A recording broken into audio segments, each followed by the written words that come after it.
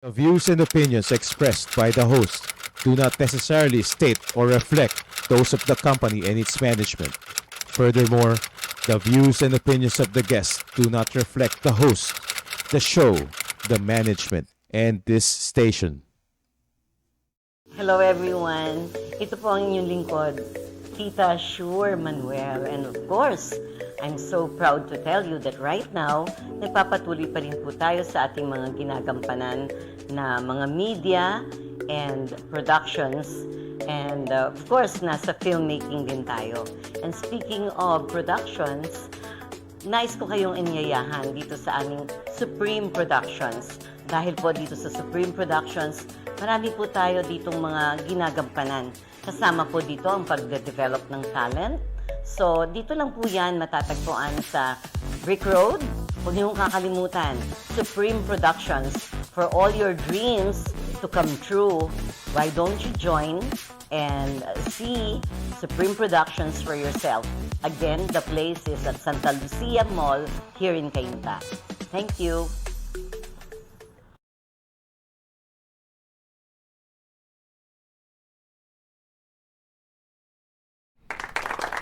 Good morning! Ayan, iba na yung med director mga kaibigan. Maganda itong aking nagiging programa ngayon na meron ho ako nagdidirect sa akin. Walang iba kundi yung artistahin na si Angelo Gonzalez. Hi there! So, ayan, may palakpak na ngayon yan. Anyway, again, welcome to the program Special People. At yan, inuumpisa na naman yan ng mga medyo magaganda hong effects yung ginagamit niya. And I'm happy and sobra na yan, ha? Anyway po, masaya ako dahil yung programa kong walang katorya-torya kahapon, aba, umani ng maraming views, no? So, I'm really very happy. And of course, I'd like to congratulate Miss Brookshield Imperial, who started her program yesterday, Digitally Yours. Ayan, natuwa din naman ako. Although, nanibago ko, medyo kakaiba yung kanyang background. But, well, anyway, I believe it still is EB, or Elizalde Broadcasting, at alam niyo naman ang inyong lingkod, di ba? You all know that. And my friends in media who are still connected with media up to now, they know I was invited at DZME, di ba? Mr. June Angeles, you know that. And no less than Romel Maraya was saying we tandem and we hold the program there, di ba? Pero ano ang sabi ko, di ba? Not right now because my heart is in Elizalde Broadcasting and I wanted to show to Elizalde Broadcasting that I'll be a part of its growth. Mas masarap ho kasi yung yung ang pupuntahan mo, yung about to grow pa lang. As a matter of fact, sabi nga kaya Digitally Yours yung program because this is digital television and we do not deny that we are a digital TV. And of course ako naman ay hindi naman ako mahihiya because where I came from, yun hong Carl TV, hindi ho talaga nag-operate at all yon. Hindi ho naumpisahan yon because we never had a program which is just like this. Yun naman ang pinag-iba nila ng Elizalde Broadcasting. At that time, we were just trying to, start off a digital television right there at, well, it's located at the National Bookstore in Quezon City. But the name of the television outfit is Carl TV. Pero ako naman po, and I'm truly proud to say, na ako naman, kahit naman gaganto-ganto yung inyong lingkod, I was nominated, di ba? I was one of the nominees. And no less than Mr. Danny Mangahas can attest to that. You know why? Alam niyo po si Mr. Danny Mangahas, the proud owner of Euro TV, actually po, ang ginawa, nagulat po ako noon, no? Kasi ako naman during, 2021, because we're now 2022. Noong 2021 po, medyo naging now you see her, now you don't ako. Why? It's not my fault. It's not my own volition that I just wanna be, doing disappearing act every now and then. It's just that, because of the, the volatile situation of the pandemic, sometimes po, talaga magpo-programa na ako. As a matter of fact, I had in that program, right there at Euro TV, meron ho kaming program na Business, Leisure, and Entertainment. Dun sa Business, Leisure, and Entertainment, I had of course Miss Sandra Cam na at the time po na she was representing the PCSO. As a matter of fact, naglagay na kami, may mga commercial na ang PCSO noon, no? And that's of course to the knowledge of course of the owner. Because hindi naman tayo pwedeng magprograma.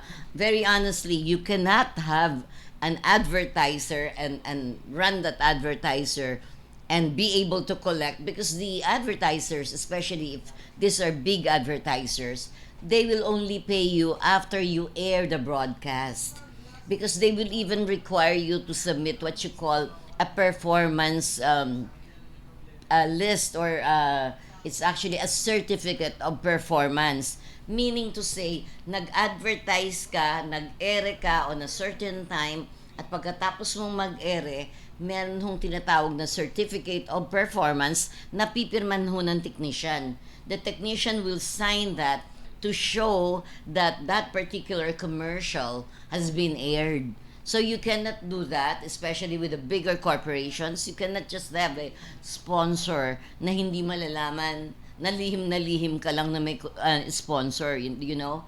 And just like what I heard one time, somebody was commenting na sa lalaki ng sponsor na to, dapat siguro naglalakihan na rin ng mga accounts natin, no? Naglalakihan na, baka nagbilihan na kaming lahat ng kotse dito. But we were not doing that because we're not doing that at all. Okay? So ako, kaya ko ho nililiwanag yan because I'd like to believe that my almost or maybe almost 50 years of service in the advertising industry, I don't want my name tarnished or blemished. Kasi po, pinasa ko na ho yung negosyo na yan. As you know, the Gymboy Clowns Productions, which is doing around the Philippines.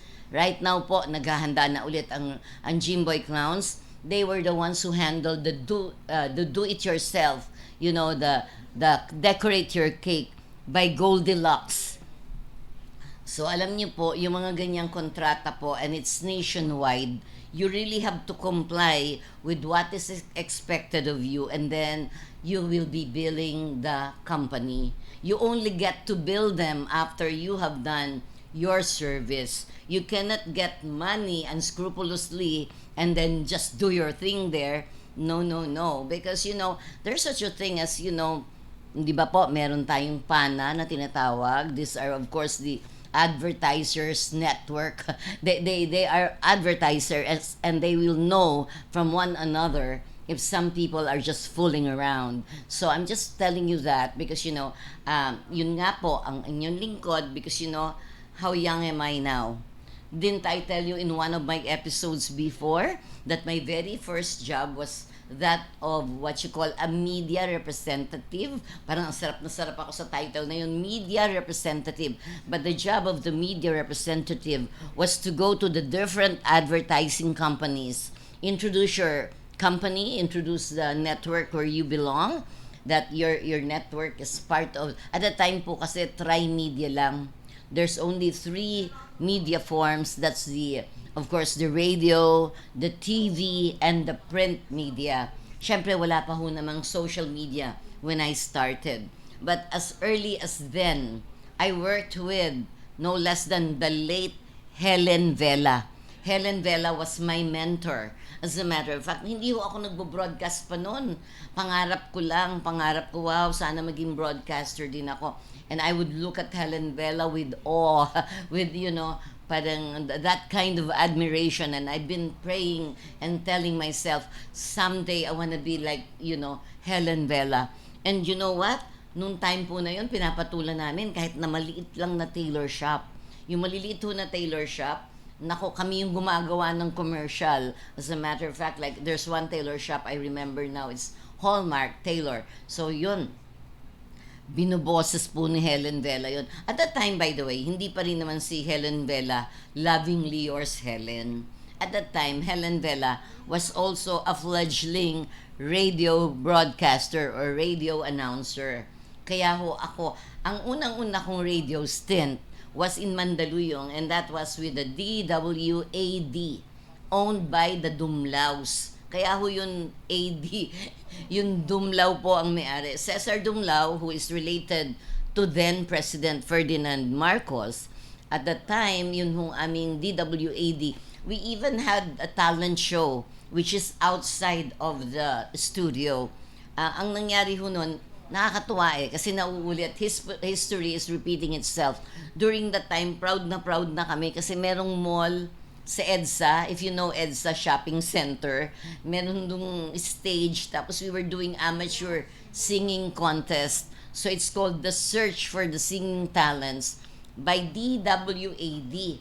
So ayan, medyo noon natutupad-tupad na yung pangarap ko, nakaka-MC na ako sa stage, And not only that, syempre po, I started having my own radio show, my own radio program. And I had another mentor, her name is Mila Balatbat. So Mila Balatbat, I would say at that time, she was already a veteran radio announcer. She does her Mila Balatbat show. So nangarap din ako noon. Pero, thank God, natupad ko rin naman yung pangarap ko. I have it's called a Rizal Provincial Tour. Rizal lang po ang kinaya ng inyong lingkod noon because there was a little binky at that time. I had to bring my little binky wherever there's a show. And that's the reason why the name of that particular provincial tour was Resi Manuel's Special People Goes to Rizal. At siya ang special people ko noon, hindi yung ngayon misspelled na yung special people ko. Hindi yung mas naging bobo ako ngayon na I know that I'm using PIPOL. Noon po yung Resi Manuel's Special People, my program then at DWAD was Special People, and therefore yung mga talents like Miriam Pantig, Michael Loxing, yung mga hindi naman pong sikat na sikat kasi dadalhin mo sa far-flung areas ng Rizal. So, at that time, I was sponsored by Pepsi Cola. So, ngayon kasi hindi ko na alam sinong kakausapin. Noong time na yun sa Pepsi Cola, ang sponsorship nila sa akin are all, wala pang tarpaulin nun. Yun yung mga, streamers. Wherein, let's say, ito yung kalsada, naka-across po yung streamer na yan. Ang laki-laki po. Resi Manuel's Special People. Yun naman goes to Rizal. Maliit to yung syempre. Goes to maliit, tas malaking Rizal. So I was able to go to the different municipalities in Rizal Province. At ang masaya doon, ako ay pupunta pa lang sa opisina ng mayor. Pag hinanap ko yung mayor at yung secretary will ask me who I am, and I go, tell the mayor, this is Resi Manuel. Ay, ma'am, kayo pala si Resi Manuel. Because yung akin hong streamer of about 30 pieces all over Rizal, nandun sa mga main thoroughfare ng Rizal Province. So, having said that, I wanna say that, siguro naman po, di ba, kung noong mas bata ako, I mentioned about Binky, because at the time, I was really acting as a solo parent. Although, of course, I had a legal husband who probably thought it's okay because I'm a broadcaster and I don't need any assistance. But I needed so much assistance and I had to do that job. So if then that I needed to provide for somebody, just one school girl going to school, and I have to work, but I work in all honesty. So mas lalo namang unfair na ngayon ako'y medyo binubuhay ng mga apo. Noong araw, ang joke doon, apostolic work, because I take care of apos during a certain period of my life. But now, my apos are taking care of me. So, sila yung apostolate ngayon, So, I can just really stay at home and watch TV, stay at home at bilangin sa daliri ang mga viral na kung anong napapanood ko. But because I do believe that I still have a role to play in this society. Don't forget that I still am the president of the Filipino Elderly Global Talent Society. And I'm proud to say that this Friday, bukas na ho yan this Friday at Robinson's Nova Villa, Robinson's Nova, ay andun po ang inyong lingkod, and in the absence of my President Mayora Rais, ang inyong lingkod po, ayoko naman tawagin yung sarili kong acting president. Baka mag-overacting ako. I just wanna say that as a proud Vice President of the AWESCO, Association of Women, Elderly, and Senior Citizens of the Philippines. Pero yung role ko bukas, being the president of the Filipino Elderly Global Talent Society, ako po ay may papupuntahin ng mga talento, mga bagong talento na na-discover ko recently lang, and they're gonna show their performances tomorrow right there at Robinson's Nova. So, Kaloy, if you're watching now, Kaloy Gaviola, hindi ako tumatanggi dun sa offer ng na tayo magsama-sama sa SM. Kaya lang, yung SM Fairview po at saka yung Robinson's Nova ay magkatapat lang, no? Pwede ko kayang patakbo-takbo ko, but no, what I would probably make as an arrangement with no less than Kaloy Gaviola and Yvette, and of course, Mr. Danny Chavez. You know, with great admiration, Mr. Danny, I heard that despite the fact that you already retired from SM, you said you'll continue your role as the chairman for SM Cares. Yan. Thank you so much, Mr. Chavez. Through the years that you've been supportive of me personally and supportive of the entire Senior Citizens Association. Di ba nga po, kaya ako tuwan-tuwa kasi minsan may mga tao na nandun sa Jensen, nandun sa ibang lugar ng Pilipinas who would just suddenly call me and say, "Hey, Tita Resi, I saw you here. I saw your tarpaulin here," you know. At yung iba nga po ang tawag, model ako ng SM. Hindi ho ako model. Ako ho ay nagwe-welcome lang in behalf of all the senior citizens, especially that there were programs meant for senior citizens. And I do believe that right now, hindi man ako nakakadalaw pa, hindi pa ako dumadalaw sa SM, pero mapapalapit na po. Kasi pag tinanggap ko yung isang offer sa akin to stay right there near SM Fairview, naku po, ang saya. Kung nakikita niyo ho doon yung may isang corner na may ice creaman, kahapon ko lang natikman ng ice cream doon, buti na lang merong Willie Kichongko na nakasama ako dahil kung ako mahihiya na naman akong pumasok doon nangangarap lang ako, masarap pa yan yung ice cream dito. But of course, with Willie Kichongko right there, sabi niya, bago tayo tumawid, kain muna tayong ice cream. So anyway, thank you so much for that, Chairman of Kaanak. So the good news therefore I'm sharing with you right now is this. Hindi naman po tayo magiging parang balimbing ba yun dahil nandito ka sa SM, nandito ka sa Robinsons. Hindi po, because I'd like to announce to you, except for tomorrow, because tomorrow's event, August 19, ay buwan ng celebration ni Manuel Quezon. I don't know, I believe that tomorrow will be a holiday in Quezon City. I just am waiting for the confirmation. But should it be, a holiday or not holiday, the event will be right there at Robinson's Nova. And of course, we are all aware, for those who already are joining all of our activities, we know that as early as then, from SM Fairview, we gave the space to Miss Esther Sales, took over that SM Fairview area as we moved to the other side, which is the Robinsons. And when I say we, I'm referring to the Association of Women, Elderly, and Senior Citizens.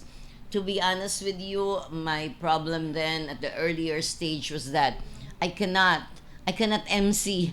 I cannot stand up and MC for the Awescop during the time because I would say the posters that SM, sent all over the Philippines where there are SMs, and my face would be there.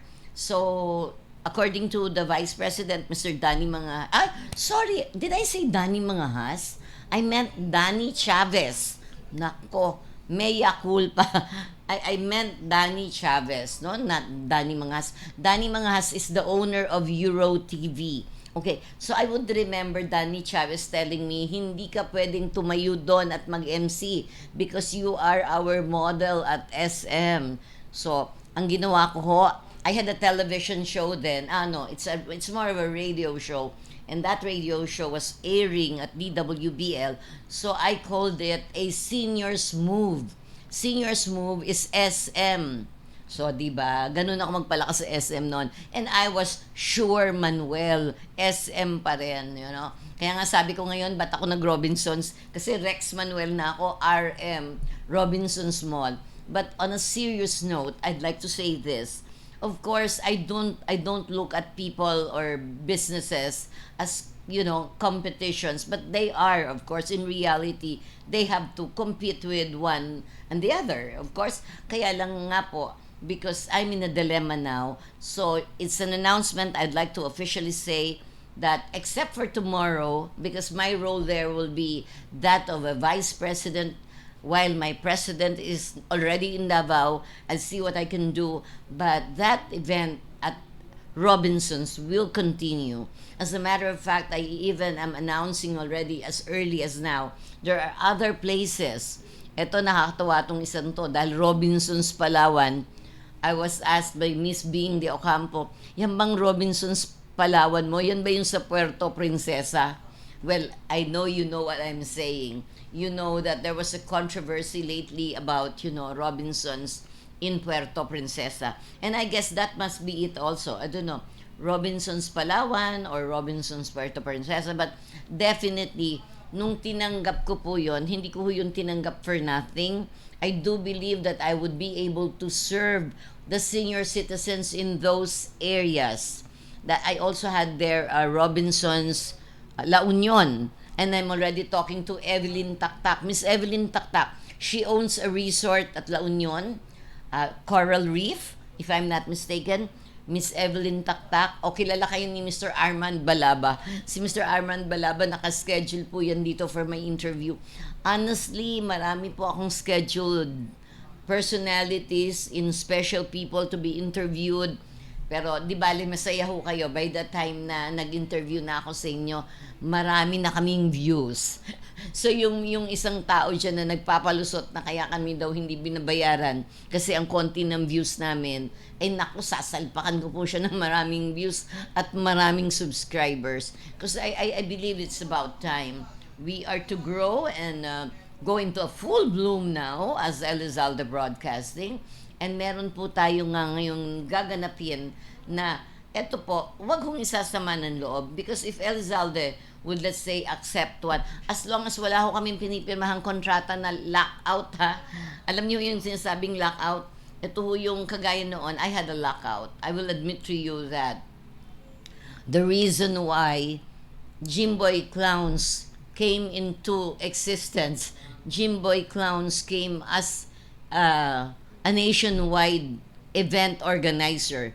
It's because the other company, Baby Bubut Productions, I signed a lockout agreement with the Kraft General Foods wherein I cannot handle any other beverage. So my beverage then was Kool-Aid juicers, so I cannot accept any commercial or any other sponsor which has something to do with beverage.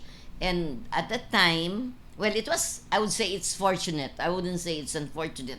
Because at that time, Abbott Laboratories was launching their Growing Up milk. And milk is a beverage. So I was in that dilemma. So what happened was, the Kool-Aid Juicer, which is a children's show all over the Philippines also, like, you know, right now, I'd like to greet the Vice Mayor of Pasig. You know, at the time, he was Congressman Dudut Jaworski. Hi, sir. Now I heard you are now Vice Mayor Pasig. Nako, yan ang timing ni Angelo. That's true. I really would like to, you know, it's a hats off to you, Vice Mayor rather, that Vice Mayor Dudut Jaworski at that time. Meron pa kaming ceremonial toast. We had a toast because, you know, milk nga yung pinopromote namin noon eh. And of course, that very familiar Papa Ketchup. At the time po, nako, talaga naman, I'm so happy and I'm blessed because no less than now Senator Cayetano, Sir Cayetano Alan, manunumbat ako ng konti, di ba? Nag-tour pa yung mga tao nyo.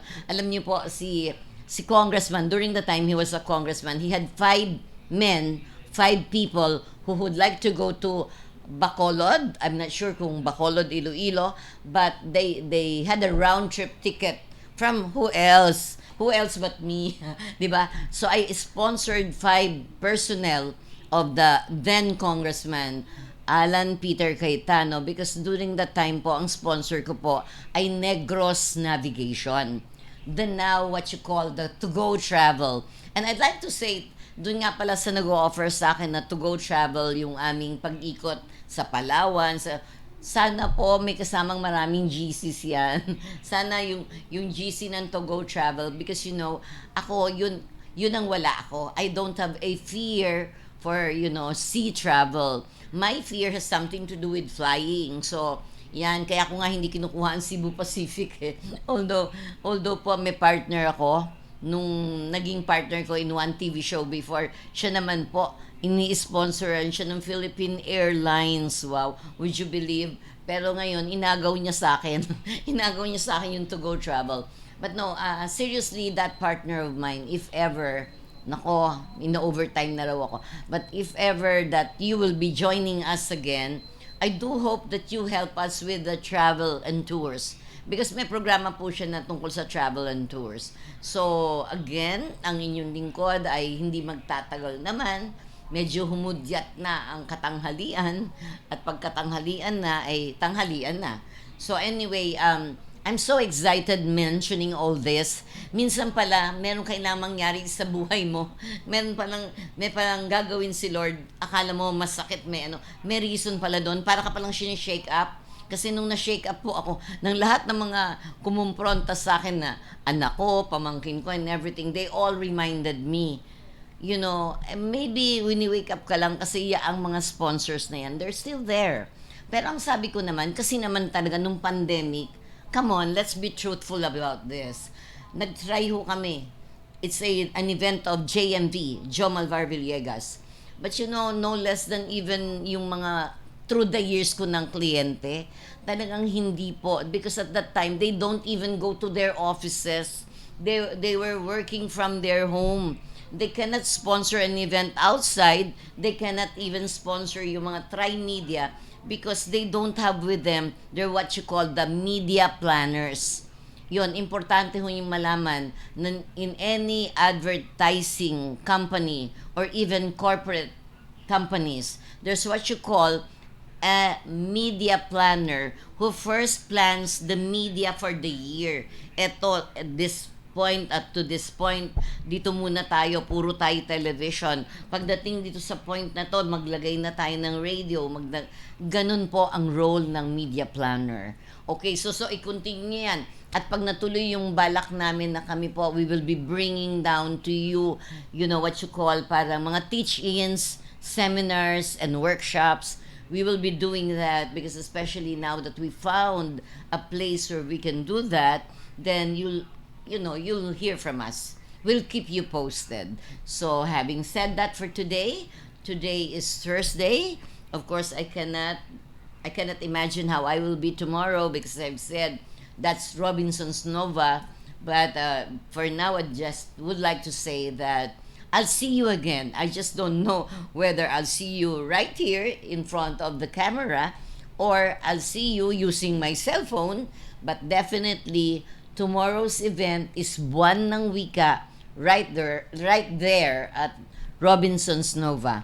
So, sa ngalan po ng Elizalde Broadcasting, this is your friend Rex Manuel, and I'll be with you soon again in this program called Special People. Thank you so much, special people. Bye.